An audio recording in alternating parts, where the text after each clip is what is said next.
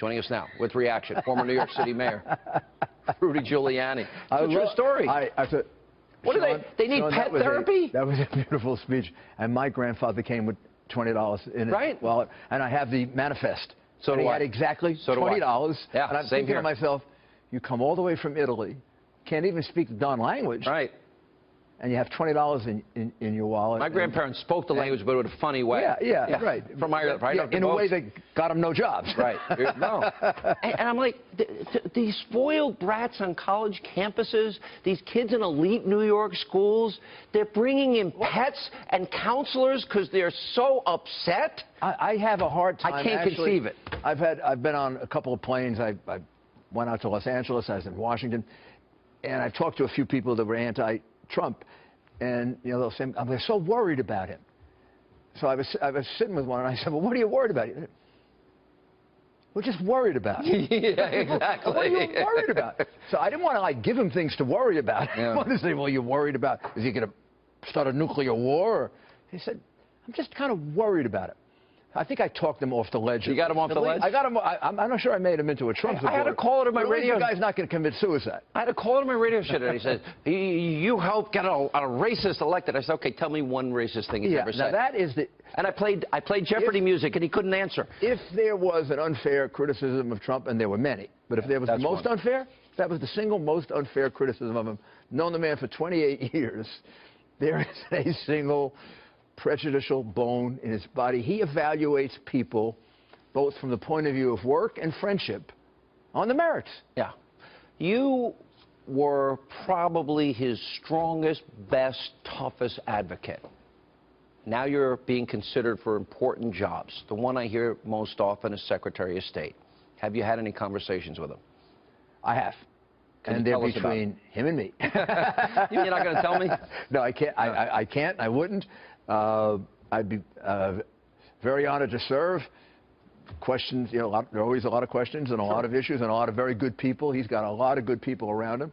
I think he's handled himself really well since the day he got elected.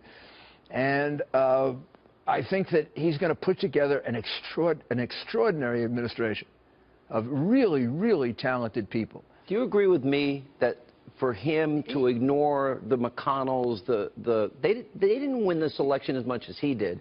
His agenda, I think, brought in Wisconsin, Michigan, Ohio, Pennsylvania. Maybe it's just having addressed the Reagan Foundation on Saturday night, where we had like an inaugural celebration.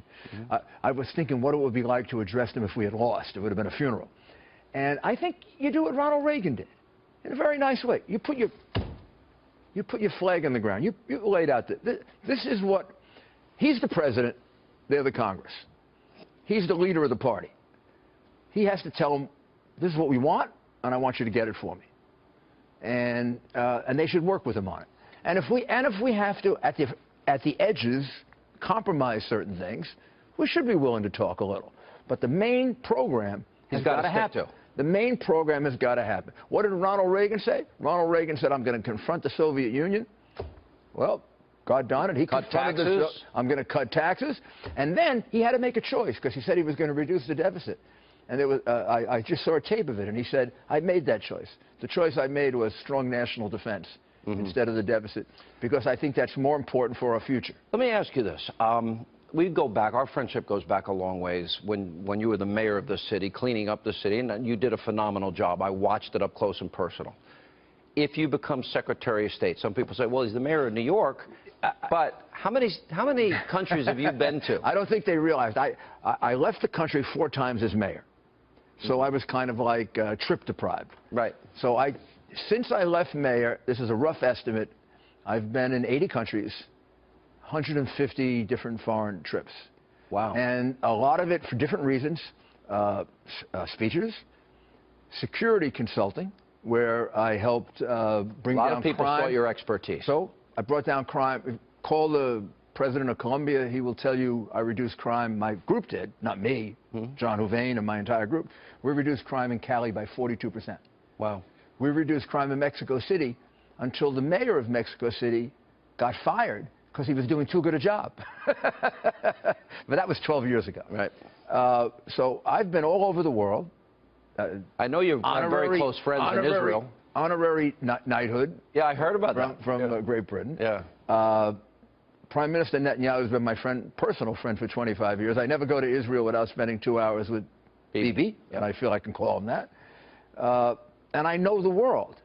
I mean, I've been most of my last 15 years. I've been on an airplane. But you know what I think the world would remember more than anything else? When you were given $10 million, and you found out what the person had said about Israel, and you said, "Take your money back." Also about the United States. That was a big moment. He blamed it on the U.S. foreign policy and Israel, our support of Israel. Yeah. And I said, "Take your money back." No, and I called up 5 widows before I did it.